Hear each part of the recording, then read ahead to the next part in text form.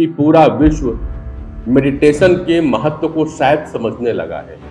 Frequency, vibration, energy, ये हमारे जीवन का आधार है। मेडिटेशन एक ऐसा विज्ञान है जो हमारे अंदर पूरा ट्रांसफॉर्मेशन ला देता है। हमारे वाइब्रेशन कम हो जाते हैं, उस समय हमारे इमोशन भी गड़बड़ होते हैं।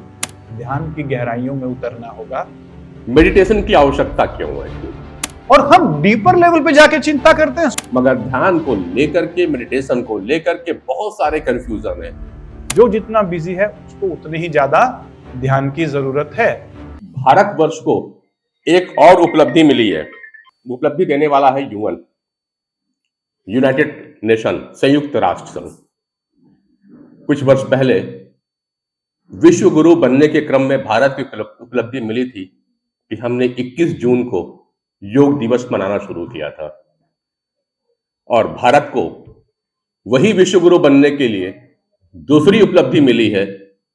आज का दिन भारत ही नहीं, पूरा विश्व मेडिटेशन डे के रूप में मना रहा है। तो एक बार भारतवर्ष के निवासी होने के लिए ये तालियां तो बजती हैं, क्योंकि ये गौरव वाला क्षण है। मेडिटेशन की आवश्यकता क्यों है? फिर सदियों पुरानी बात रही, मगर इतने वर्ष बाद देर सवेर पर कुछ तो हुआ कि पूरा विश्व मेडिटेशन के महत्व को शायद समझने लगा है। और तभी ये मेडिटेशन डे मनाने का समय आ चुका है। 21 जून के ठीक 6 महीने बाद 21 दिसंबर को मनाया जा रहा है। अगले सेशन में बात करेंगे कि 21 ही क्यों लिया, 21 जून और 21 दिसंबर, 6 महीने का गैप क्यों लिया। ठीक है, योग डे के बाद में ध्यान दिवस लाने के लिए इस पे एक अलग से सेशन करेंगे। फिलहाल आज का दिन था जिसपे हम बातें करेंगे मेडिटेशन की उपयोगिता पे। डॉक्टर अनिल गुप्ता के विचार सुनेंगे। मगर उसके पहले जो यहाँ पे चर्चाएं हो रही थी, मैं उन चीजों को सुनने का भी कोशिश किया और बहुत सारे अभी भी टेम्पलेट्स सोशल मीडिया पे मूव कर रहे हैं, बहुत सारी बातें हो रही थी। तो मेडिटेशन की आवश्यकता पे समाज को, भारतवर्ष के सामाजिक और राजनीतिक व्यवस्था को चलाने के लिए 4 खंभे की आवश्यकता है। सही है, ये हमने पढ़ा है। न्यायपालिका, कार्यपालिका, व्यवस्थापिका और पत्रकारिता, 4 लोग हैं, 4 पिलर हैं ये हमारे समाज के। अगर इनमें से एक भी पिलर गड़बड़ होता है तो फिर पूरी व्यवस्था गड़बड़ा जाती है। इसी तरह हमारे व्यक्तित्व को चलने के लिए भी 4 प्रमुख चीजें हैं जो सुचारू रूप से आप नहीं चला पाते हैं तो परेशान हो जाते हैं। वो 4 चीजें कौन सी है? पहला, हैबिट। ये जो शौक है ना, ये कमबख्त जीने नहीं देती है। सही है। शौक के बाद, हैबिट के बाद आती है आपका बिहेवियर, आपका स्वभाव, आपके साथ साथ दूसरे का स्वभाव आपकी रोजमर्रा की जिंदगी को परेशान करता है, परेशानी में ला सकता है। सहमत है या नहीं? कुछ लोग अपने स्वभाव से परेशान हैं और बहुत से लोग अपने साथी के स्वभाव से परेशान रहते हैं। ये हमारी परेशानी का प्रमुख कारण है। तीसरा, लोग किसी न किसी प्रकार की बीमारी से परेशान है, चाहे वो स्वयं की बीमारी हो या फिर अपने परिवार के किसी व्यक्ति या किसी घनिष्ठ की बीमारी से आदमी परेशान चलता है। तीसरा परेशानी का कारण है जो चल रही है। चौथा प्रॉब्लम होता है मैनिफेस्टेशन का। हम जो चाहते हैं, जो पाना चाहते हैं, उसे अचीव ही नहीं कर पाते हैं। स्वप्न बहुत देखते हैं कि हमको ये चाहिए, प्लानिंग कर लेते हैं, लेकिन जब उस गोल तक नहीं पहुंचते, वो चीजें हमें मिलती नहीं है, तो फिर हम परेशान हो जाते हैं। यही 4 चीजें हैं हमारे परेशानी का। क्या इसका इलाज किसी वैद्य के पास या किसी डॉक्टर के पास है? क्या कोई डॉक्टर गोली दे करके, चूर्ण दे करके आपके स्वभाव को या किसी अन्य के, आपके जो साथी है, आपका मित्र है, आपकी पत्नी, आपका बेटा या जो भी सहयोगी, क्या उसके स्वभाव को बदल सकता है? क्या कोई ऐसी दवाई है जिससे आपकी हैबिट या कि आप जिसको चाहते हैं उसकी हैबिट को बदला जा सके? मैनिफेस्टेशन के लिए कोई दवाइयां हैं, कोई चूर्ण है? नहीं है। फिर हमको अगर व्यवस्थित करना होगा तो क्या करना होगा? इस बात को अब जाकर के यूनाइटेड नेशन समझा। जो सदियों पहले, हजारों साल पहले हमारे संत, मुनि, गुरु बोला करते थे, वो बात आई मेडिटेशन की। पिछले कुछ दिन पहले 2 विभूतियों से मुलाकात हुई, उसमें ज्ञानमुनि साहब भी यहाँ पे पधारे थे और उन्होंने बहुत अच्छा कोट किया, जो सहना सीख गया वो रहना सीख गया। और सहनशीलता की कोई जन्म घुट्टी नहीं है, सहनशीलता केवल मेडिटेशन से आ सकती है, ध्यान से। मगर ध्यान को लेकर के, मेडिटेशन को लेकर के बहुत सारे कंफ्यूजन है।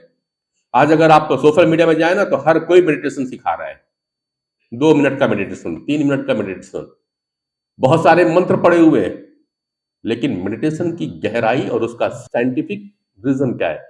आप और हम एक ऐसी एज में आ चुके हैं कि अपने आप में थोड़ी सी परिपक्वता आती है और सामने वाला बोलता है इससे लाभ होता है तो हम बिलीव कर लेते हैं। मगर यूथ को जब तक वो सर्टिफिकेशन नहीं मिलता है, साइंटिफिक लॉजिक नहीं मिलता है, तब तक वो मानने को तैयार नहीं होता। तो इस प्लेटफॉर्म पे हम बात करेंगे डॉक्टर अनिल गुप्ता जी के साथ में कि मेडिटेशन का साइंटिफिक लॉजिकल प्रूफ क्या है, क्यों करना चाहिए, उसका साइंस क्या है यहाँ पे। मगर क्या मेडिटेशन ही जरूरी है?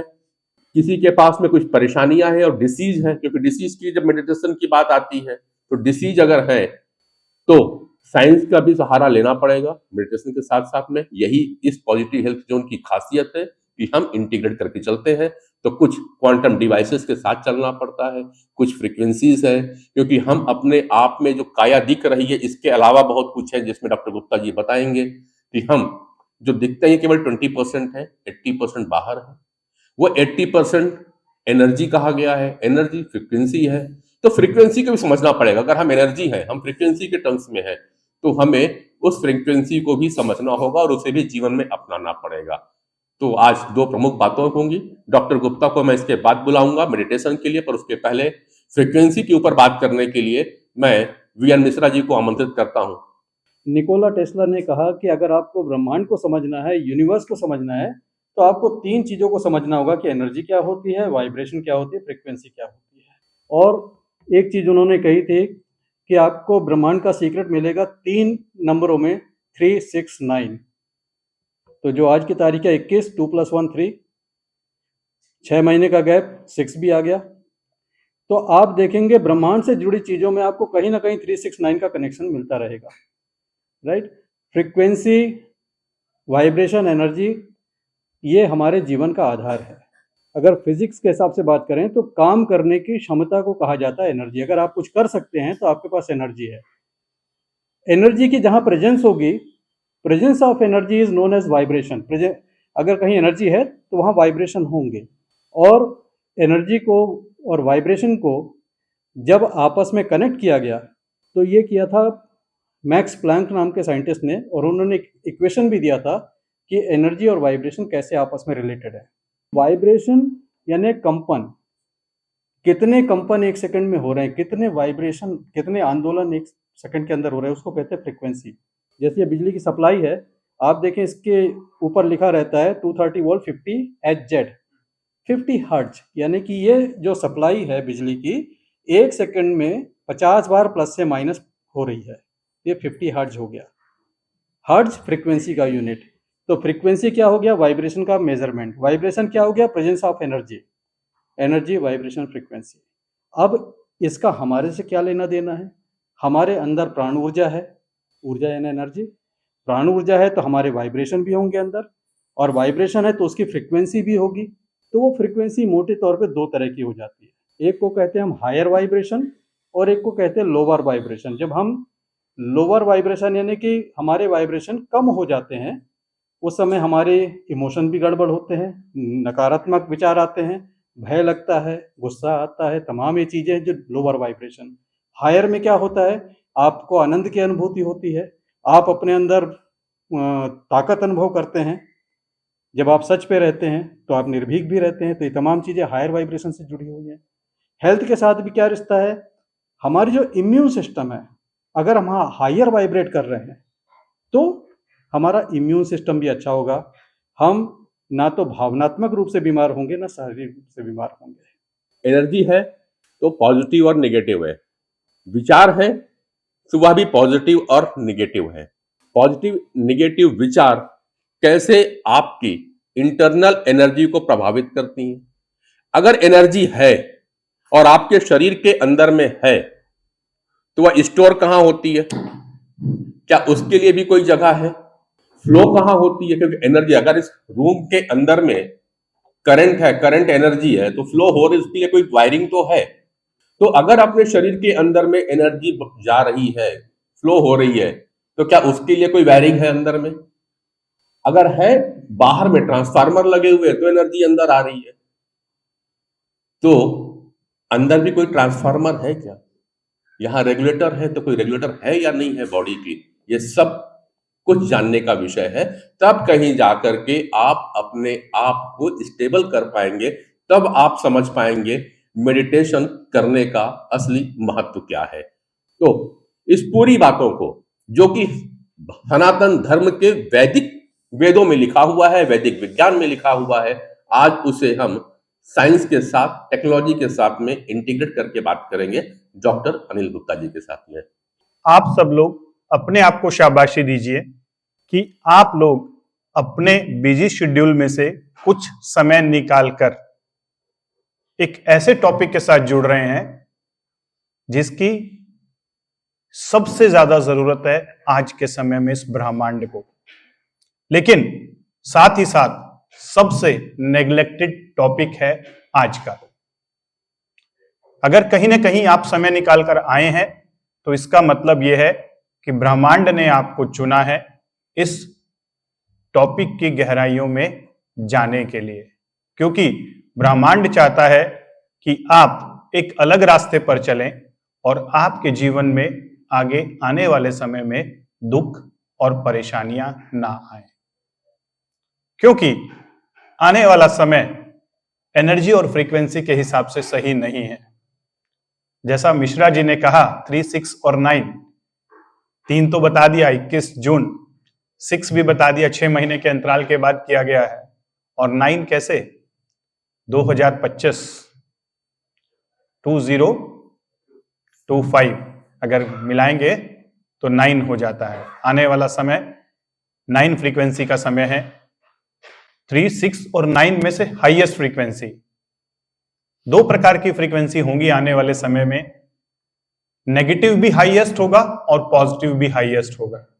नेगेटिव आप सब देख ही रहे हैं कि हमारा पूरा संसार, विश्व किस तरफ जा रहा है। अगर नहीं देख रहे हैं तो केवल आधा घंटा शाम को जाके न्यूज देख लीजिएगा तो आपको क्लियर हो जाएगा कि हमारा संसार, हमारा ब्रह्मांड, हमारा विश्व, हमारा वर्ल्ड किस दुनिया की तरफ जा रहा है। शायद 30-40 कंट्रीज के अंदर किसी न किसी प्रकार का युद्ध चल रहा है और बहुत सारे देशों के अंदर इंटरनल फाइट्स चल रही हैं, कॉन्फ्लिक्ट्स चल रहे हैं, गृह युद्ध चल रहे हैं। तो ये बताने की जरूरत नहीं है कि 2025 कैसा होगा। और भविष्य वक्ताओं ने, चाहे वो बाबा वेंगा हो, चाहे वो नासरेदमस हो, बड़े बड़े लोगों ने बड़ी बड़ी भविष्यवाणियां की हैं कि 2025 से लेकर 32 का समय ठीक नहीं है। 3rd वर्ल्ड वार होने के चांसेस हैं और कहीं ना कहीं नेचुरल क्लाइमिटीज भी आने वाली हैं, जिसमें बाढ़ भी हो सकती है, भूकंप भी हो सकता है, कुछ भी हो सकता है। मैं कोई एस्ट्रोलॉजर नहीं हूं, भविष्यवक्ता नहीं हूं। मैं तो नासरेदमस और बाबा वेंगा और बड़े बड़े महापुरुषों की भविष्यवाणियों को आपको बता रहा हूं, लेकिन मुझे नहीं लगता कि इस चीज के लिए किसी भविष्यवक्ता की जरूरत है, क्योंकि पूरी मानवता जिस डायरेक्शन में चल रही है, कोई भी अगर 1 मिनट आंख बंद करके सोचेगा कि हमारा हश्र क्या होने वाला है, तो हर किसी को समझ में आ जाएगा कि हम जा कहां रहे हैं।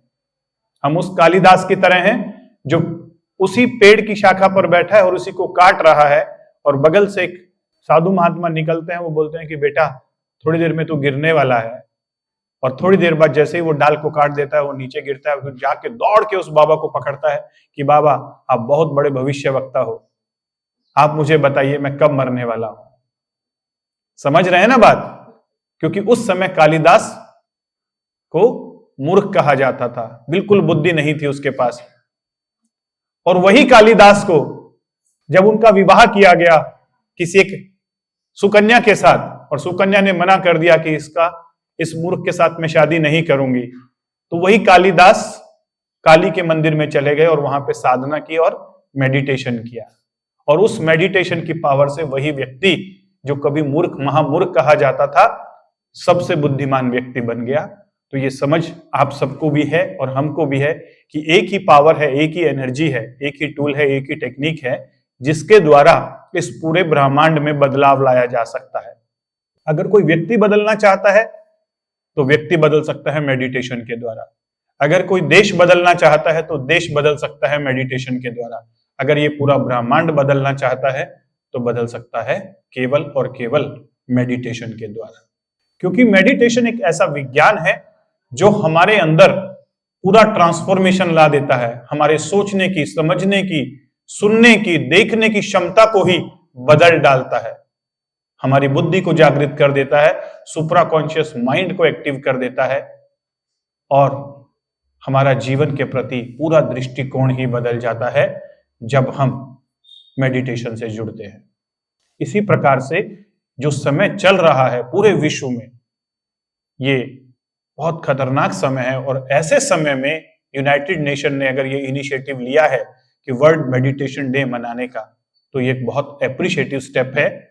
केवल लेकिन मनाने से नहीं होगा, ध्यान की गहराइयों में उतरना होगा और उतरकर अपने पर्सनल लेवल पर, इंडिविजुअल लेवल पर ट्रांसफॉर्मेशन लाना होगा और ग्लोबल लेवल पर ट्रांसफॉर्मेशन लाना होगा।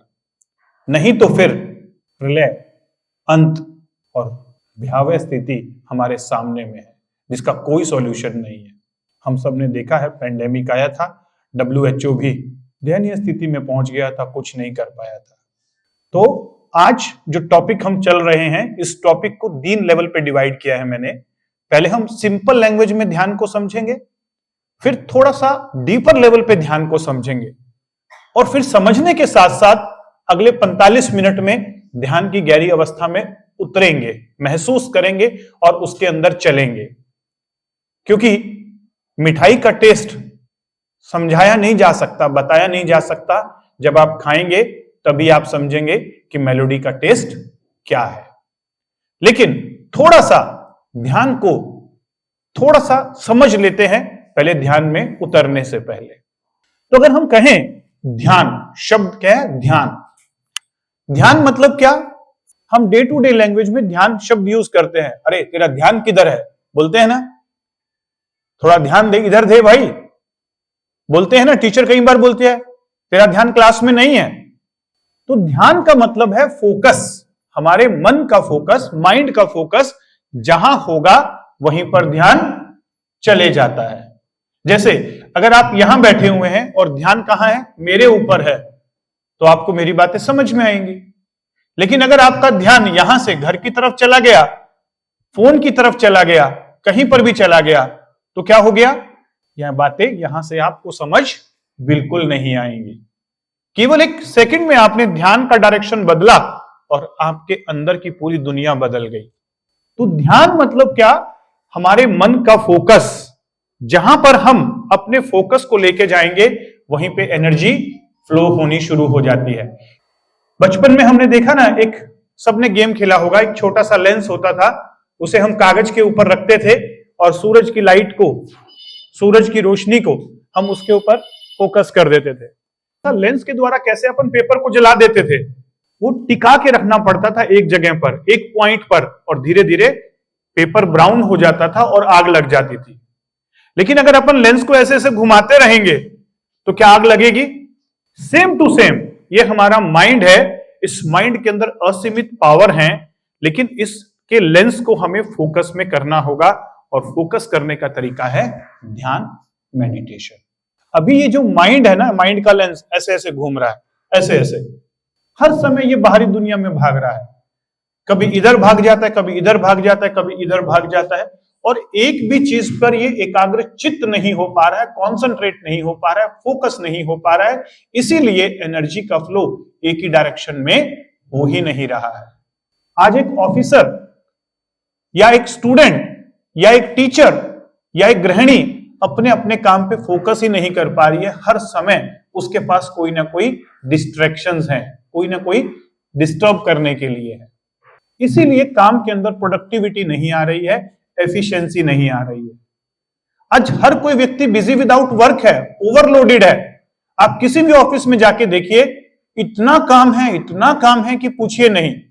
लेकिन क्या एक्चुअल में प्रोडक्टिव काम हो रहा है और क्या रिजल्ट्स मिल रहे हैं, क्या लोगों के काम हो रहे हैं, तब आपको दिखेगा शायद 20% काम ही हो रहे हैं, 80% पेंडिंग हो रहे हैं, क्योंकि फोकस नहीं है।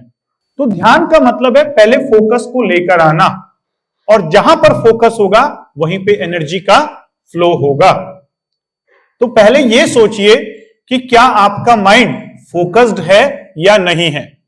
अगर माइंड फोकस्ड ही नहीं है तो एनर्जी का फ्लो इधर उधर हो रहा है और एनर्जी वेस्ट हो रही है। वापस फोकस करना होगा। और जैसे हमने सीखा है माइंड को, ब्रेन को उल्टी सीधी चीजें देखना सिखाना, उसी प्रकार से सिखाना होगा ध्यान लगाना, ट्रेन करना। तो यह सिंपलेस्ट बात कि हम अगर डेली बेसिस पे 2 मिनट 3 मिनट शांत होकर किसी भी चीज पर अपने ब्रेन को, अपने माइंड को फोकस करें, तो यह भी एक ध्यान की प्रक्रिया हो गई। कोशिश करिए ध्यान की शुरुआत यहां से करें कि जो भी काम आप दिन भर में कर रहे हैं केवल और केवल ध्यान उसी पर होना चाहिए। तो बार बार आप अपने ब्रेन को, अपने माइंड को याद दिलाएं कि मैं क्या कर रहा हूं और मुझे और कुछ सोचना ही नहीं है और कहीं ध्यान लेकर ही नहीं जाना है। जो काम उस समय कर रहे हैं उसी समय उसी चीज पर केवल और केवल ध्यान लगाना है। यहां से ध्यान की शुरुआत होती है। मान लीजिए कोई गृहिणी है, सब्जी बना रहे हैं, तो वो सब्जी में ही ध्यान लगाएं तो सब्जी बहुत अच्छी बनेगी, खाना बहुत टेस्टी बनेगा। लेकिन एक तरफ अगर रील देख रहे हैं, दूसरी तरफ किसी से बात कर रहे हैं और तीसरी तरफ खाना बना रहे हैं, तो तीनों में से किसी एक चीज पर भी एक्सीलेंस नहीं आएगा। एक स्टूडेंट है, वो पढ़ रहा है, साथ में रील स्क्रॉल कर रहा है और तीसरी तरफ अपने कान में ईयरफोन लगा के कोई गाने सुन रहा है और चौथी तरफ किसी से बात कर रहा है, कहीं पर भी ध्यान नहीं लगा। तो यह सिंपलेस्ट डेफिनेशन ऑफ ध्यान। ध्यान से क्या क्या किया जा सकता है, ध्यान क्यों जरूरी है और ध्यान के फायदे क्या हैं। मैं कोई बड़ी लंबी चीजें और बड़ा लेक्चर नहीं लेने वाला हूं इस पर। ध्यान के द्वारा जो आप चाहें वो कर सकते हैं, जो आप चाहें। अब कुछ लोग बोलेंगे सर ये तो बहुत बड़ी बात बोल दी आपने, जो आप चाहें। यस, जो आप चाहें। किसी को पैसा कमाना है तो वो पैसे पे ध्यान लगाए तो 100% पैसा आना शुरू हो जाएगा। किसी को एग्जाम क्लियर करना है, अगर वो 100% ध्यान अपना एग्जाम के ऊपर लगाए तो एग्जाम क्लियर हो ही जाएगा। किसी को स्पिरिचुअलिटी में अगर हाईएस्ट चाहिए तो स्पिरिचुअलिटी पे ध्यान लगाए। किसी को मेटेरियलिस्टिक वर्ल्ड में हाईएस्ट चाहिए तो मेटेरियलिस्टिक वर्ल्ड में ध्यान लगाए। किसी को रिलेशनशिप में अपना अगर अच्छा लेवल डेवलप करना है तो अपने रिलेशनशिप पे ध्यान लगाए। तो जो भी चीज आपको चाहिए पहले ये क्लियर हो जाइए कि मुझे एग्जैक्टली क्या चाहिए, और उसके बाद केवल उसी पे ध्यान लगाएं जो आपको चाहिए। दूसरी तरफ हम सोचते हैं कि हमें ध्यान लगाना आता नहीं है। मेरा ऐसा मानना है कि हम सब एक्सपर्ट हैं ध्यान लगाने के। कैसे? ध्यान 2 प्रकार का होता है, एक नेगेटिव ध्यान और एक पॉजिटिव ध्यान। नेगेटिव ध्यान मतलब नेगेटिव चीजों की तरफ ध्यान लगाना, चिंता, टेंशन। आप ये बताइए कि कौन ऐसा आदमी है यहां जितने भी लोग बैठे हैं जिसको चिंता करना नहीं आता हो? आता है सबको ना। और हम डीपर लेवल पे जाके चिंता करते हैं, सुपरफिशियल पे नहीं। कैसे?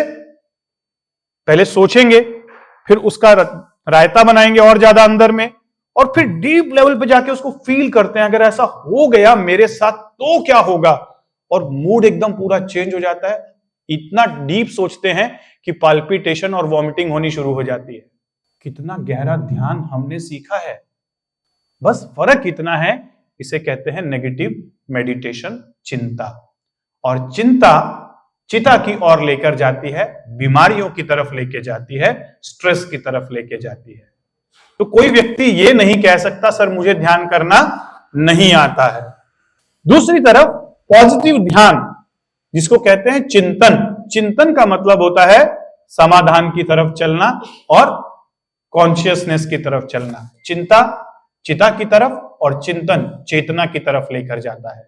बचपन में बोलते हैं ना मम्मी पापा, चिंता करो भाई अपने फ्यूचर का, क्या करोगे? तुम्हें तो चिंता ही नहीं है अपनी जिंदगी की। पढ़ाई की चिंता करो, लाइफ की चिंता करो, घर बाहर की चिंता करो। कोई मम्मी पापा ऐसा नहीं कहता चिंतन करो भाई थोड़ा सा। शब्द भी हमने गलत चूज कर लिए हैं और सिखाया भी जाता है कि चिंता कैसे करनी है, फिर उसे डराया जाता है। चिंता, जो चिंता नहीं करता उसे चिंता कराई जाती है, डराया जाता है, और डर डर के उसको नेगेटिव मेडिटेशन का आदत पड़ जाता है। अब हमें चिंतन और चेतना और पॉजिटिव मेडिटेशन सीखना है, राइट? तो पॉजिटिव मेडिटेशन को सीखने के लिए हमें 4 लेवल यहां पे सीखने हैं कि हम एक फिजिकल बॉडी है और इस फिजिकल बॉडी के बियॉन्ड हमारा कुछ मेटाफिजिकल एग्जिस्टेंस है जो दिखाई नहीं देता। ये ब्रेन है, ये बॉडी है, बॉडी मशीन, ब्रेन कंप्यूटर, और माइंड क्या? उसका सॉफ्टवेयर, और बुद्धि क्या? Higher software. बुद्धि उससे भी हायर सॉफ्टवेयर, और आत्मा क्या? Power bank, battery. और बैटरी से लेकर सेल तक वायरिंग बिछी हुई है नाड़ियों की। नाड़ियों का जाल बिछा हुआ है जिसके अंदर वोल्टेज ट्रांसमिट होती है। बहुत मुश्किल नहीं है इंसान को समझना। बहुत सारे लोग बोलते हैं सर ये सब जो बातें कर रहे हो ये सब तो बहुत कॉम्प्लिकेटेड है। अरे बिल्कुल भी कॉम्प्लिकेटेड नहीं है। हम सब लोग इतने स्मार्ट हो चुके हैं कि हर कॉम्प्लिकेटेड चीज को समझ लेते हैं। हमें कंप्यूटर के बारे में मालूम है, लैपटॉप के बारे में मालूम है, सर्किट्स के बारे में मालूम है, लेकिन खुद का जो विज्ञान है उसके बारे में हम जानना ही नहीं चाहते, समझना ही नहीं चाहते, और जानबूझकर हम उससे दूर जा रहे हैं, अनजान बने हुए हैं। भाई जैसे इस मोबाइल के अंदर एक हार्डवेयर है, एक सॉफ्टवेयर है, और सॉफ्टवेयर के साथ एक बैटरी लगी हुई है, और बैटरी से लेकर अंदर का जो हार्डवेयर है वो सारा जुड़ा हुआ है। पावर बैंक चलेगा तो ये मोबाइल ठीक चलेगा। सेम टू सेम हमारे अंदर ये हार्डवेयर है, ये कंप्यूटर है, इसका एक सॉफ्टवेयर है माइंड, और एक सॉफ्टवेयर है बुद्धि, और उसके ऊपर पावर बैंक है सोल का, और सोल से लेकर यहां तक वायरिंग बिछी हुई है। अगर हमारी वोल्टेज सही रहेगी तो हम सही चलेंगे। जब ये लो बैटरी में चलता है तो क्या होता है? बोलते हैं ना लो बैटरी, लो पावर मोड, तो बहुत सारी ऐप बंद हो जाती हैं। इसी प्रकार से जब हमारी एनर्जी लो होती है तो हमारे भी ब्रेन की और बॉडी की बहुत सारी ऐप बंद हो जाती हैं। कईयों की किडनी काम करना बंद कर देती है, कईयों का लीवर काम करना बंद कर देता है, कईयों का ब्रेन स्लो हो जाता है। तो ये जो विज्ञान मैं कह रहा हूं बिल्कुल वही विज्ञान है। ये जितनी भी टेक्नोलॉजी है किसने बनाई है? ह्यूमन बीइंग ने बनाई है, और ह्यूमन ने बिल्कुल उसे वैसा ही बनाया जैसा वो अंदर में है। कंप्यूटर, मोबाइल, टेक्नोलॉजी सब हमारे जैसे हैं। क्यों? क्योंकि बनाने वाले हम हैं, तो हमने अपने टेक्नोलॉजी को समझा और उसमें डाल दिया। लेकिन हम सब इसमें इतने बिजी हो गए हैं कि अपनी टेक्नोलॉजी को नहीं समझ रहे हैं, और अपनी टेक्नोलॉजी को जिस दिन हम समझ गए तो फिर कोई टेक्नोलॉजी की आपको जरूरत नहीं पड़ेगी। ओपिनियन एंड ऑप्शंस दोनों की भरमार हो चुकी है। ऑप्शंस और ओपिनियन इतने ज्यादा हैं कि हम कंफ्यूज हो रहे हैं, डिस्ट्रैक्ट हो रहे हैं। तो अब ये क्लैरिटी कौन लाएगा, कैसे लाएगा? भगवान नहीं आएंगे हमें हर समय मदद करने के लिए कि ये कर, वो कर, ये मत कर, वो मत कर। हर छोटी छोटी चीज में बताने के लिए भगवान नहीं आएंगे। उसने हमारे अंदर एक इंटेलेक्ट का सॉफ्टवेयर दिया हुआ है जो हमने बंद करके रखा हुआ है, और जैसे ही हम ध्यान के द्वारा, मेडिटेशन के द्वारा उस ब्रह्मांड से जुड़ते हैं तो सबसे पहले हमारी बुद्धि जागृत होती है, इंटेलेक्ट जागृत होती है। ये रिसर्च बता रही है कि जितने भी ऐसे लोग हैं जो लगातार ध्यान करते हैं, मेडिटेशन करते हैं, उनके डिसीजंस 100% सही होते हैं। वो बेफालतू की चीजों से अपने आप कट ऑफ हो जाते हैं। उनका शरीर स्वस्थ होना शुरू हो जाता है। कोई भी बीमारी रही हो धीरे धीरे धीरे करके ठीक हो जाती है। और सबसे बड़ी बात, उनके जीवन में कुछ चमत्कार होने शुरू हो जाते हैं। कोई अदृश्य पावर उनको अपने आप प्रोटेक्शन देना शुरू कर देता है, और पर्सनैलिटी जबरदस्त होनी शुरू हो जाती है। अब ये सारी बातों पे मैं कहूंगा कि आप यकीन मत करिए, बस इतना कहूंगा कि आप लगातार 90 दिनों तक ध्यान करके देखिए, और फिर अपने आसपास के लोगों से जो कमेंट्स या जो कॉम्प्लीमेंट्स मिलेंगे, जो बातें सुनने को मिलेगी आपको अपने बारे में, उससे आप खुद अंदाजा लगाएंगे कि क्या चमत्कार होते हैं ध्यान के। लोग आपको कॉम्प्लीमेंट कहेंगे कि आपकी एज कम दिखाई दे रही है। लोग आपको कहेंगे कि आपके बिहेवियर चेंज हो गए हैं, आप ठंडे ठंडे कूल कूल हो गए हो। लोग आपको कॉम्प्लीमेंट देंगे कि आपका एनर्जी लेवल ज्यादा हो गया है। कि सारी बातें मैं अपने पर्सनल अनुभव से बता रहा हूं। आज से चलिए हम एक प्रण लेते हैं कि मैं कम से कम 10 मिनट का ध्यान जरूर करूंगा, चाहे कहीं पर भी हूं। ये कोई एक्सक्यूज नहीं है, सर कल मैं शादी में चला गया था तो शादी में ध्यान कर लो, सर मैं चांद पे चला गया तो चांद पे बैठ के ध्यान कर लो। ध्यान कहीं पर भी किया जा सकता है। कुछ लोग कहते हैं सर मैं बहुत बिजी हूं, मेरे पास तो बहुत सारे काम है। जो जितना बिजी है उसको उतनी ही ज्यादा ध्यान की जरूरत है। जो जितना हायर पोस्ट पे है उसको उतना ही ज्यादा ध्यान की जरूरत है। क्यों? क्योंकि उसके ऊपर स्ट्रेस भी ज्यादा है, बर्डन भी ज्यादा है, और उसका जो वर्क है, उसका जो प्रोफेशन है, वो उससे ज्यादा डिमांड कर रहा है। उससे गलतियों की एक्सपेक्टेशन नहीं है। जो सारा दिन खाली है, भेड़ बकरी चरानी है, उसको ध्यान की जरूरत है क्या? उसका ध्यान ऐसे ही वो रहता है। उसका ध्यान कहां रहता है कि वो भेड़ कहीं चली तो नहीं गई। वो डंडे से बस ध्यान अपना भेड़ के ऊपर रखता है, इधर इधर इधर इधर, तो उसे ध्यान करने की जरूरत नहीं है। ठीक है, तो आज हम ध्यान को सीखेंगे कि करना कैसे है। तो ध्यान में जाने के लिए आज हम 5 चीजें सीखेंगे कि हम 5 कोश हैं, एक बॉडी और 4 और बॉडीज। चारों बॉडीज हमारे जीवन के अहम हिस्से हैं। Body, brain, mind software, intellect software, 2 software हमारे, और उसके बाद हमारा पावर बैंक। और सारे के बीच में क्या जुड़ी हुई है? नाड़ियां। नाड़ियां क्या है? नाड़ियां सोल से लेकर सेल तक, इस एक एक सेल तक बिछा हुआ जाल है। फर्क इतना है कि बस दिखाई नहीं देती है। अगर ये दिखाई देती कि आपके चारों तरफ ऐसे मकड़ी के जाले टाइप के लगे हुए हैं और वो सारे बंद हो गए हैं, तो आप उसी समय उसी सेकंड ध्यान शुरू कर देते। दिखाई नहीं देती इसीलिए हमें पता नहीं चलता। जैसे पांडे जी, अगर किसी व्यक्ति को एंजियोग्राफी में पता चल जाए कि उसके हार्ट में 33% या 40% ब्लॉकेज आ गया है, क्या वो अगले दिन से कोलेस्ट्रॉल या फैट खाएगा? क्या वो अगले दिन से एक्सरसाइज शुरू नहीं कर देगा? क्यों? क्योंकि अब उसे डर आ गया है कि मेरा ब्लॉकेज 30% 40% हो गया है। सेम टू सेम ये जो नाड़ियां हैं, अगर हम अपना एनालिसिस करा के देखें तो मैं गारंटी दे रहा हूं 30% से लेकर 40% नाड़ियां हम सबकी बंद पड़ी हुई है। सोच के देखिए, और फिर भी हम डर नहीं रहे हैं। 30% नाड़ियां, हाँ 80% जब हो जाएंगी तो फिर सर्जरी की जरूरत पड़ेगी।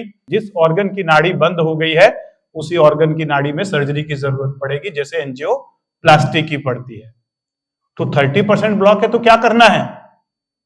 उसे ओपन करना है, और ओपन करने का तरीका है ध्यान। ध्यान केवल आंख बंद करके किसी मंत्र का जाप करना या कान में ईयरफोन लगा के गाना सुन के या किसी प्रकार के म्यूजिक को सुन के रिलैक्स करना नहीं है। That is called relaxation, that is not ध्यान। ध्यान एक अपने आप में विज्ञान है। उस विज्ञान के द्वारा जहां पर आप अपने मन के फोकस को ले जाओगे, चीजें वहीं पर होनी शुरू हो जाएंगी। अगर आपने शरीर के ऊपर ध्यान कर लिया तो आपका शरीर स्वस्थ हो जाएगा। अगर आपने मन के ऊपर ध्यान कर लिया तो आपका मेंटल हेल्थ अच्छा हो जाएगा, मेमोरी पावर इंक्रीज हो जाएगा, कंसंट्रेशन आना शुरू हो जाएगा। और अगर आपने बुद्धि के ऊपर ध्यान कर लिया तो आपके डिसीजंस कई गुना अच्छे हो जाएंगे और आपको इंट्यूटिव पावर आ जाएंगे। और अगर आपने सोल के ऊपर ध्यान कर लिया, भगवान के साथ जुड़ के ध्यान कर लिया, तो फिर जो चाहे वो हो जाएगा। कलयुग में भगवान के साथ जुड़ना सबसे आसान है। सतयुग में तो कितने कितने सालों की तपस्याएं करनी पड़ती थी, एक पैर पे खड़े होना पड़ता था, बहुत बड़े मंत्रोच्चारण करने पड़ते थे, यज्ञ पाठ करने पड़ते थे, अश्वमेध यज्ञ करना पड़ता था।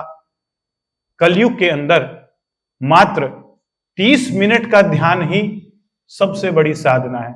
जो आदमी 30 मिनट का ध्यान कर ले, कितने दिनों तक? 90 दिनों तक भगवान उसको दर्शन दे देते हैं। करके देख लीजिए। अगर आपको भगवान के दर्शन ना हो तो फिर मुझे आके पूछिएगा। क्लियर कट दिखाई देंगे कि भगवान क्या है, वो कैसे काम करते हैं और कैसे आपके साथ जुड़ते हैं।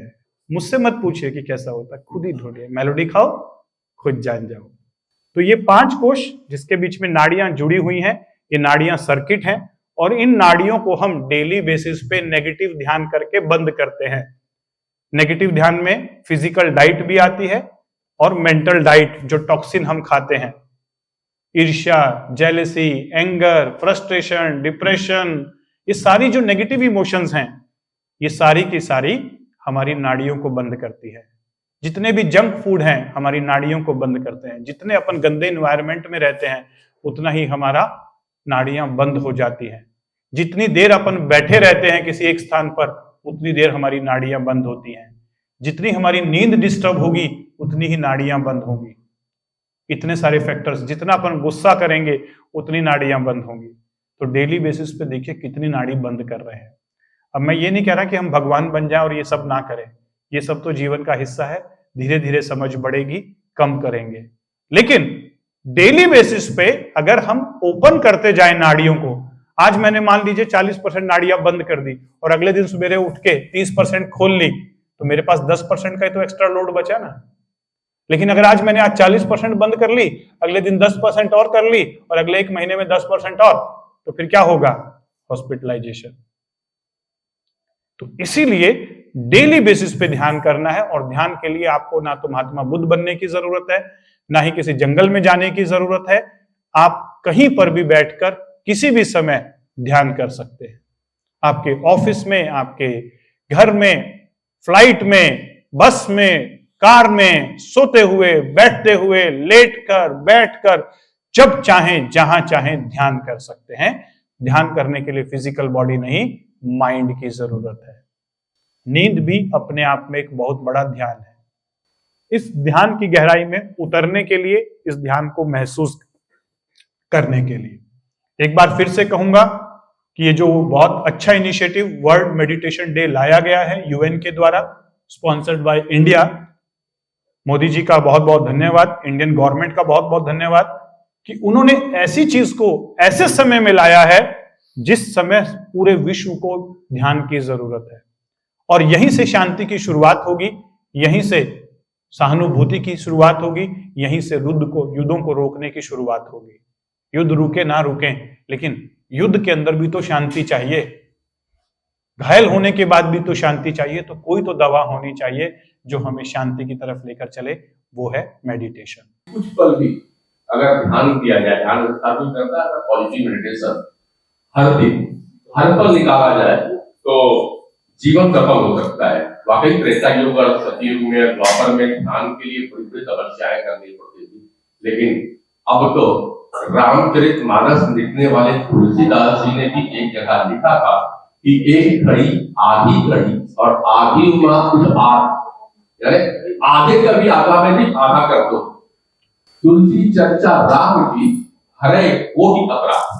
जितने प्रकार की व्याधियां हैं, अपराध है, गलतियां हैं, कोटि यानी करोड़ नहीं है यहाँ पे, कोटि यानी विभिन्नता प्रकार है, जितने प्रकार है सब केवल राम चर्चा से नष्ट हो जाती है। राम का मतलब ध्यान है। ध्यान वैसा ही जैसा तुलसीदास ने किया, रामचरितमानस लिखा, और ध्यान वैसा ही जैसा हनुमान ने किया तो सीता को खोज लाया। ध्यान वैसा ही जैसा शिव ने किया, ध्यान वैसा जैसा कुछ ने किया। तो आज नरेंद्र मोदी और अपने आप में एग्जाम्पल है। रात को 1:30-2 बजे आने के पश्चात भी नरेंद्र मोदी जी ध्यान करते हैं और सुबह 4 बजे उठते, 3:30-4 बजे का उनका शेड्यूल है उठने का, वो ध्यान करते हैं।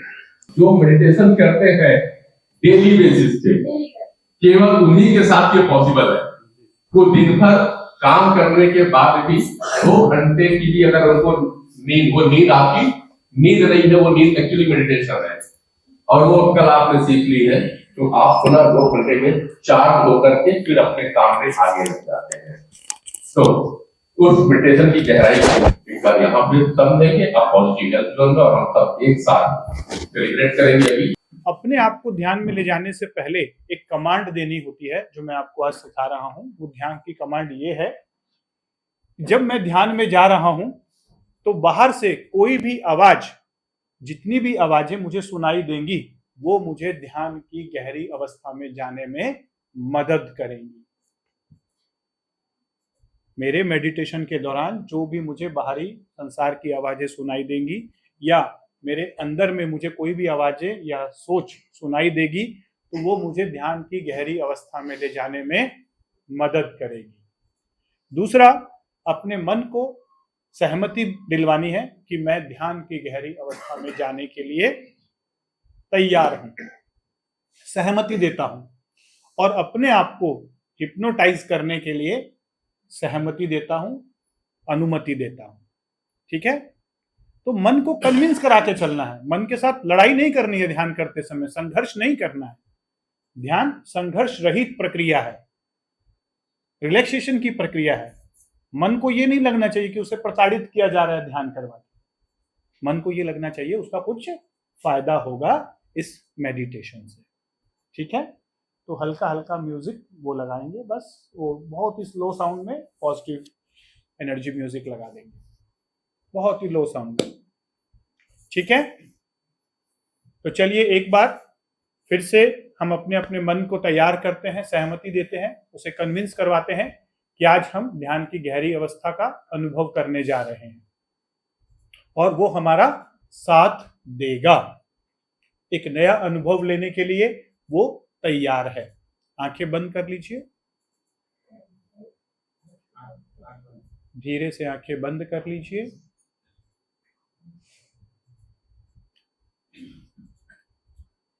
और अपने आप को अपने मेंटल स्क्रीन पर, माइंड के स्क्रीन पर देखिए। देखिए प्यारा सा मुस्कुराता हुआ चेहरा खुद का अपने मेंटल स्क्रीन पर देखिए। महसूस करिए अपने आप को।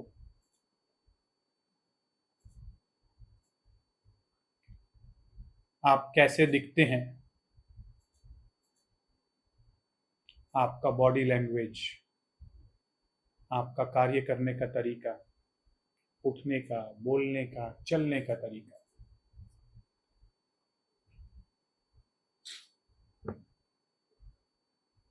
कुछ देर केवल और केवल अपनी खुद की छवि को अपने मेंटल स्क्रीन पर देखें।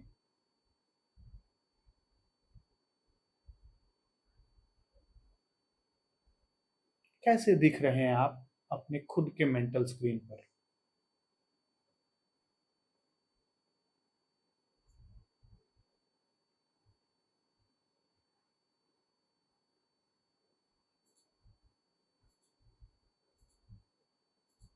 किस प्रकार के आपने कपड़े पहने हुए हैं, कहां पर अभी आप हैं, कौन से कार्य आप कर रहे हैं।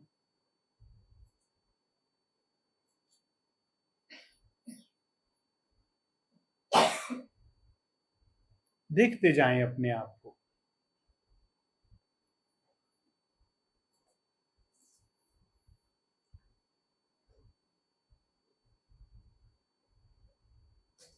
चलिए धीरे धीरे अपनी खुद की छवि को थोड़ा सा बदलते हैं।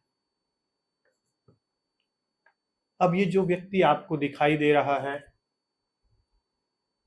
ये व्यक्ति एक मुस्कुराता हुआ चेहरा है, एक प्रसन्नचित्त आत्मा है, एक शानदार जानदार इंसान है। चेहरे पे प्यारी सी मुस्कुराहट लेकर आए और खुद को अपने मेंटल स्क्रीन पर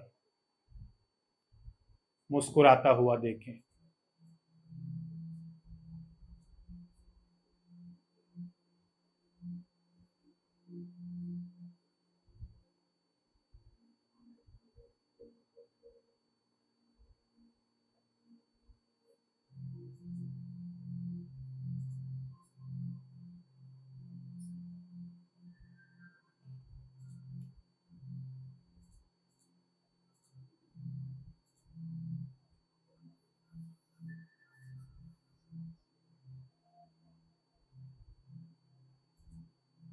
महसूस करें कि आप एक प्यारे से गार्डन में बैठे हुए हैं। आसपास सब जगह हरियाली ही हरियाली है। एक शानदार वातावरण है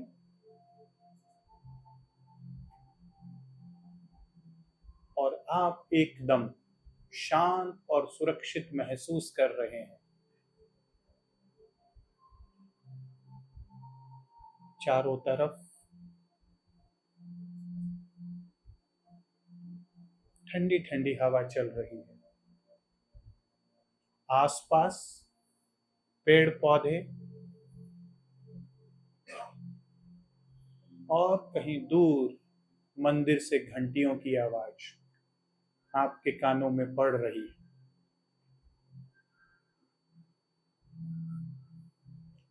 सब तरफ हरियाली ही हरियाली है।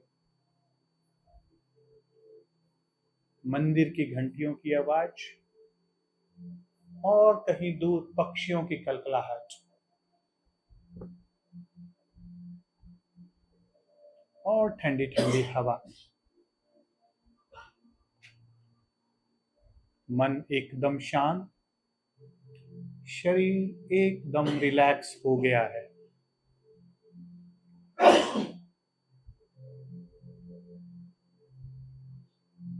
पूरा ध्यान पैरों की उंगलियों पर। पैरों की उंगलियां एकदम रिलैक्स हो गई हैं।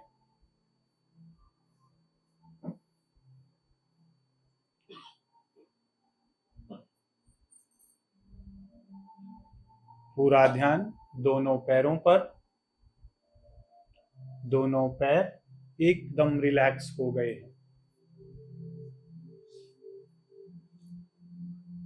पैरों से ऊर्जा दोनों टांगों में जा रही है।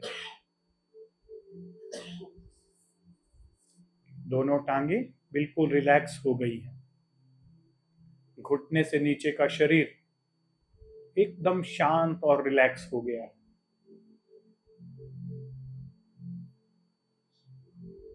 दोनों थाइस रिलैक्स हो गई हैं। हिप जॉइंट से नीचे का पूरा एरिया एकदम रिलैक्स हो गया है।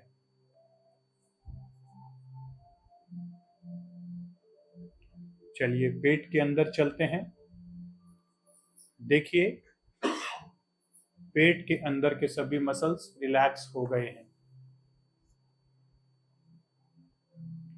किडनी, लीवर, स्प्लीन, छोटी आंत, बड़ी आंत सभी धीरे धीरे रिलैक्स होते जा रहे हैं। पूरा पेट एकदम रिलैक्स हो गया है।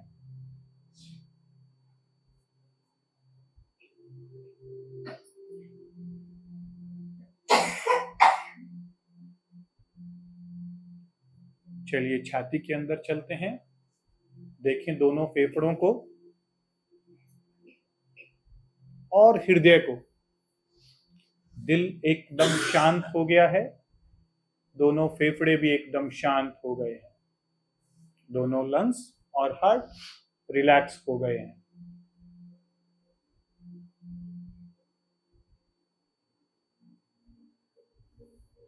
गर्दन एकदम रिलैक्स हो गई है।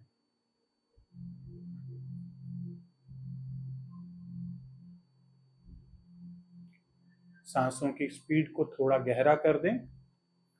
गहरी लंबी सांसें लें और पूरा ध्यान सांसों पर लेकर आएं। देखें और महसूस करें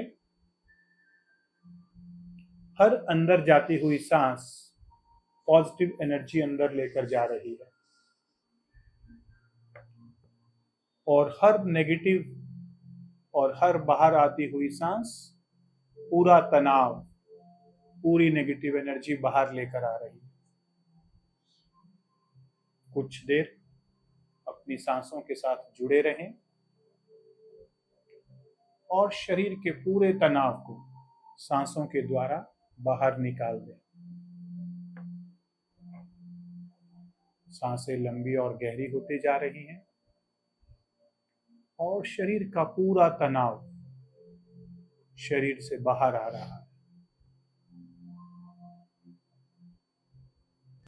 पूरा चेहरा रिलैक्स होते जा रहा है।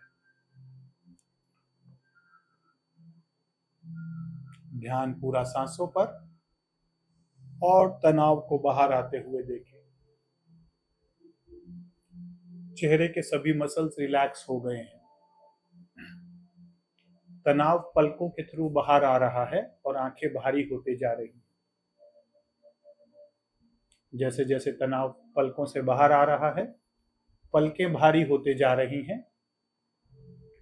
और जैसे जैसे आप इन्हें खोलने की कोशिश करेंगे ये और भारी होते जा रही हैं, और जैसे जैसे पलकें भारी हो रही हैं पूरा शरीर रिलैक्स होते जा रहा है। जितना आप आंखों के खोलने की कोशिश कर रहे हैं उतना ही पलकें आपस में चिपक रही हैं, और जैसे जैसे तनाव बाहर आ रहा है शरीर पूरा रिलैक्स, चेहरे के सभी मसल्स रिलैक्स, माथा भी बिल्कुल रिलैक्स।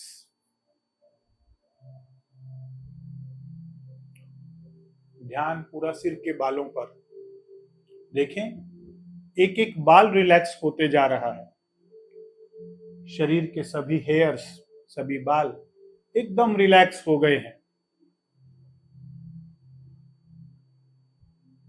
पूरा शरीर ध्यान की गहरी अवस्था में जा रहा है, पूरा शरीर और मन रिलैक्स होते जा रहा है।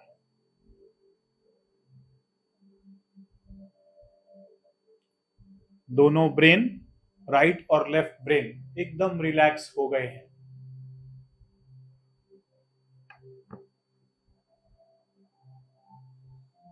चेहरे पे प्यारी सी मुस्कुराहट रखें, शरीर और मन को एकदम रिलैक्स कर दें।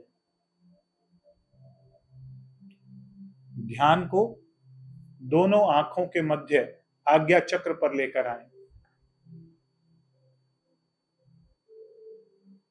देखें और महसूस करें वहां पर एक लाइट, छोटी सी लाइट टिमटिमा रही है।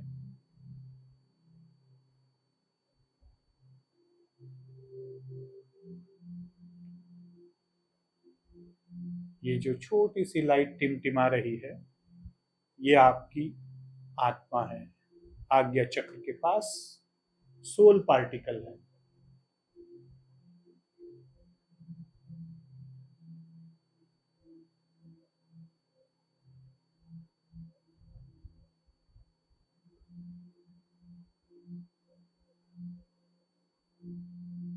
कुछ देर इस लाइट के साथ जुड़े।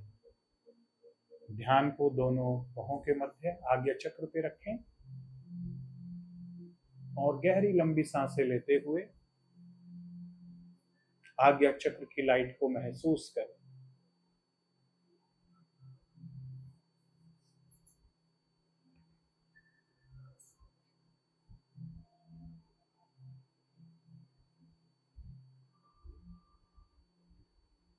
धीरे से महसूस करें कि ये लाइट जहां से आई है, जिस भगवान के साथ जुड़ी हुई है, उसके साथ वापस अपना कनेक्शन बना रही है। हम सब किसी एक डिवाइन सोर्स के साथ जुड़े हुए हैं, और जब भी हम उन्हें दिल से बुलाते हैं वो आते हैं। वो अपने होने का प्रमाण हमें दिखाते हैं, महसूस करवाते हैं। चलिए आज दिल से उन्हें बुलाते हैं, आह्वान करें।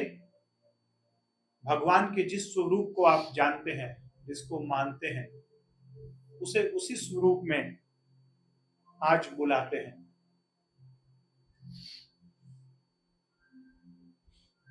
हे परमपिता परमात्मा, हे परमेश्वर,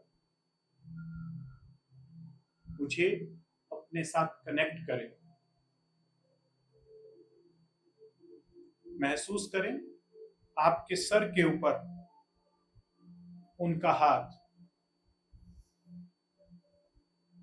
वो आशीर्वाद की फॉर्म में अपने हाथ को आपके सर के ऊपर रख दिए।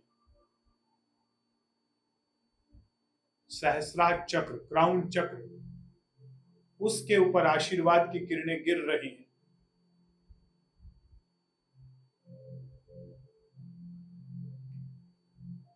और ये किरणें सहस्रार चक्र से होते हुए सातों चक्रों में जा रही है, पूरे शरीर में जा रही है। पूरा शरीर दिव्य ऊर्जा से रिलैक्स हो रहा है।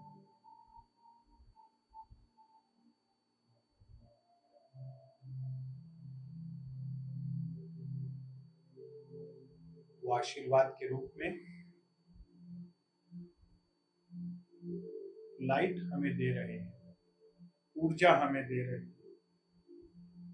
इस एनर्जी को सिर से लेकर पैर तक शरीर के सभी अंगों में लेकर जाएं।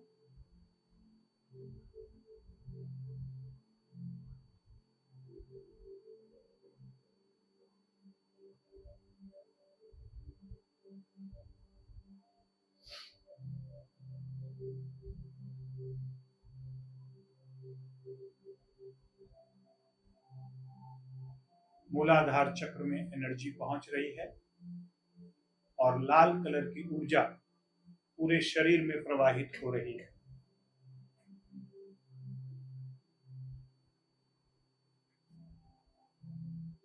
मूलाधार चक्र रेड कलर की लाइट से जगमगा रहा है और मूलाधार चक्र से जुड़े हुए सभी ऑर्गन्स, सभी अंग, शरीर के सभी हिस्से स्वस्थ होते जा रहे हैं।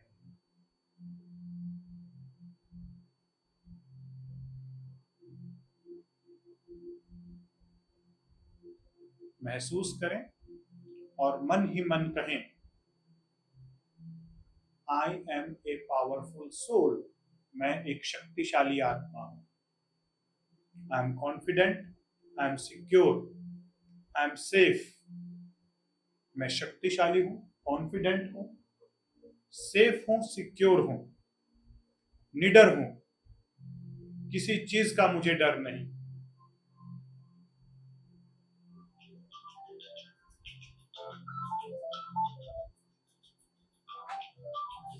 महसूस करें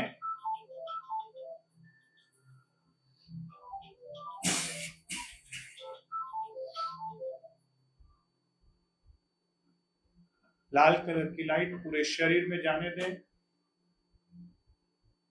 और पूरे शरीर को लाल कलर की ऊर्जा से प्रकाशित होते हुए देखें। पूरे शरीर का दर्द, पूरे शरीर की बीमारियां अगर कहीं भी हैं तो लाल कलर की ऊर्जा से ठीक हो रही है।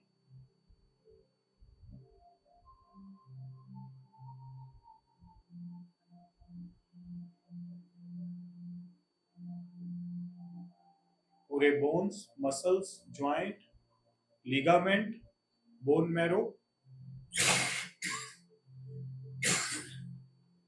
हेल्दी होते जा रहे हैं। पूरे शरीर में जहां जहां भी बोन मैरो है वहां से लाल कलर की कोशिकाएं पूरे शरीर में जा रही हैं और शरीर के जिस हिस्से में भी कहीं पर भी दर्द है, बीमारी है, वहां पर जाकर उसे रिपेयर कर रही हैं और ठीक कर रही हैं।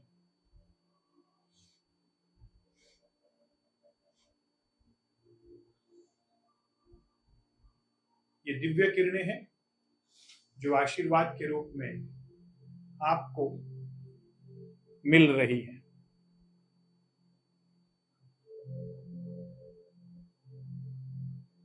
अब महसूस करें उस डिवाइन के हाथ से, ब्लेसिंग हैंड से ऑरेंज कलर की ऊर्जा निकल रही है और स्वादिष्ठान चक्र में जा रही है।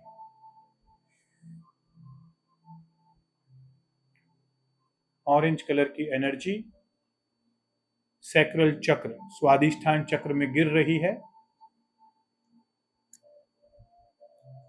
और पूरा इम्यून सिस्टम स्ट्रांग हो रहा है। पूरे शरीर का जल तत्व ऑरेंज कलर की ऊर्जा से भरपूर हो गया है।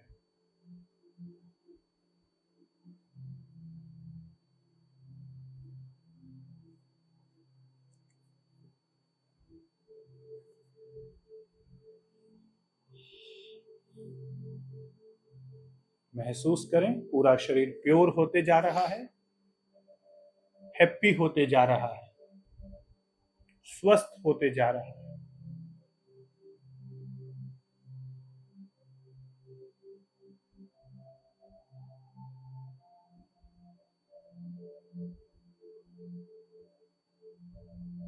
दूसरे चक्र के पश्चात तीसरे चक्र में चलते हैं, मणिपुर चक्र। मणिपुर चक्र खुल गया है, एक्टिव हो गया है और येलो कलर की लाइट पूरे शरीर में जा रही है। पेट के सभी organs, liver, kidney, spleen, large intestine, small intestine, yellow colour की ऊर्जा से भरपूर हो गए हैं।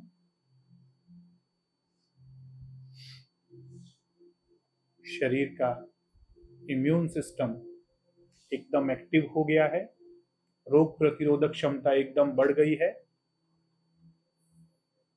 मन एकदम से संतुष्ट हो गया है, प्रसन्न हो गया है।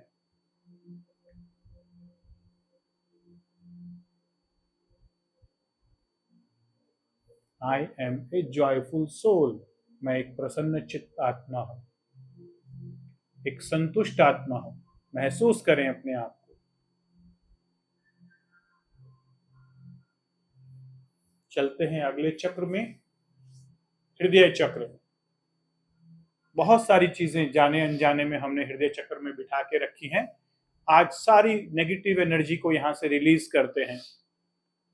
मन ही मन दोहराएं, कुछ इस तरह से जिंदगी को आसान कर लिया, किसी से माफी मांग ली, किसी को माफ कर दिया। माफ कर दीजिए सब लोगों को, जो भी जाने अनजाने में किसी ने आपका दिल दुखाया उसे माफ कर दीजिए। I am sorry, please forgive me, I love you, I thank you. I am sorry, please forgive me, I love you, I thank you. I am sorry, please forgive me, I love you, I thank you. जाने अनजाने में अगर आपने किसी का दिल दुखाया, उनसे माफी मांग ले। और जाने अनजाने में किसी ने आपका दिल दुखाया, उसे माफ कर दे। मैं उन सब लोगों को माफ करता हूं जिन्होंने जाने अनजाने में मेरा कभी भी किसी भी तरीके से दिल दुखाया था, और अपने आप को फ्री करता हूं, रिलैक्स करता हूं। देखिए, हृदय चक्र मुस्कुरा रहा है, लंग्स और हार्ट एकदम एक्टिव हो गए हैं, मस्त हो गए हैं। ग्रीन कलर की एनर्जी पूरे शरीर में प्रवाहित हो रही है। वो सभी लोग जिनके साथ किसी प्रकार का मन मुटाव चल रहा है, किसी भी प्रकार का कोई द्वेष चल रहा है, उनके ऊपर ग्रीन कलर की बारिश करें। देखें उन्हें कि आपके हाथों से ग्रीन कलर की एनर्जी निकल रही है और उन लोगों के ऊपर ग्रीन कलर की बारिश हो रही है।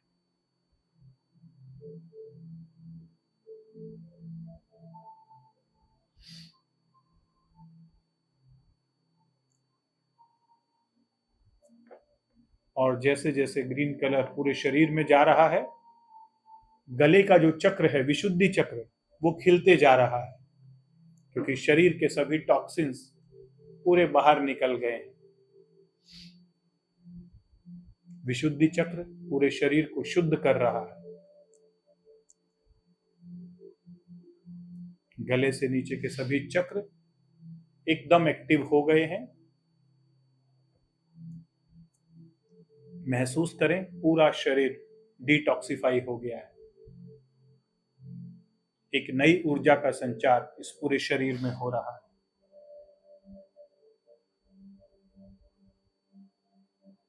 एक बार फिर से ध्यान को सहस्रार चक्र पे लेकर आएं और अपने अपने डिवाइन के साथ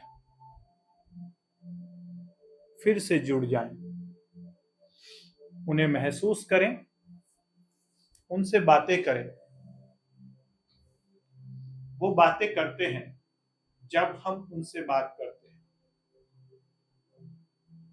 अपने जीवन की जो भी समस्या है, जो भी परेशानियां हैं, उसे बताएं और उस डिवाइन से आशीर्वाद की फॉर्म में ऊर्जा भी ले और वार्तालाप भी करें। कुछ देर शांत रहकर अपने अपने डिवाइन के साथ जुड़ते हैं और वहां से अपनी अपनी समस्याओं का समाधान लेकर आते हैं।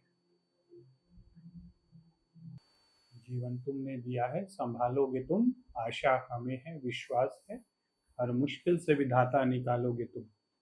उनसे एक कमिटमेंट लें, एक वादा लें कि जब भी मैं आपको बुलाऊं आप मेरे साथ ऐसे ही कनेक्ट हो जाएं, मुझे रास्ता दिखाएं, परेशानियों से बचाएं, मेरे ऊर्जा चक्रों को चार्ज करें, मुझे एनर्जी दें जीवन की परेशानियों को हैंडल करने का, सही डिसीजन लेने का, मेरा सुप्रा कॉन्शियस माइंड और मेरी इंटेलेक्ट एक्टिव करें।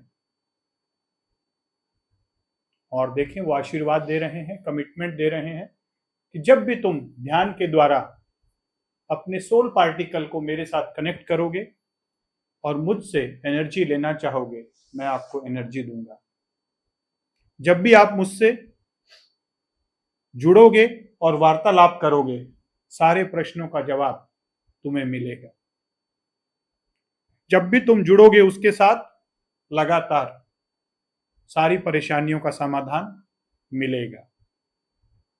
शर्त केवल इतना है कि शांत होकर मन के परे बुद्धि और आत्मा के साथ उस ब्रह्मांडीय शक्ति के साथ जुड़ना है, महसूस करना है और उस ऊर्जा को अपने अंदर लेना है।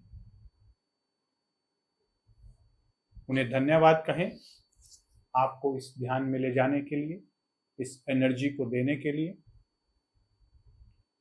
और देखें वो आपके सर के ऊपर एक बहुत बड़ी दिव्य शक्ति देकर जा रहे हैं। एक गोल्डन कलर की लाइट के साथ आपको छोड़ रहे हैं। एक शक्ति का प्रवाह आपके शरीर में हो रहा है, जो शरीर के सभी चक्रों से होते हुए, नाड़ियों से होते हुए पूरे शरीर में प्रवाहित हो रही है। कहीं पर भी कोई ब्लॉकेज थे शरीर में बीमारियों के, वो सब खुल रहे हैं।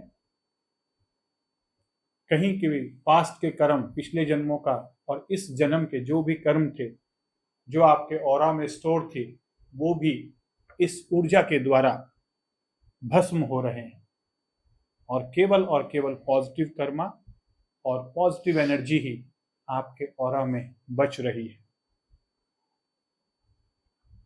सारे ब्लॉकेज क्लियर हो गए हैं। मन, चित्त, बुद्धि, आत्मा एकदम शांत हो गए हैं, संतुष्ट हो गए हैं। सभी नाड़ियां खुल गई हैं। पूरा शरीर ऊर्जा से प्रवाहित हो गया है।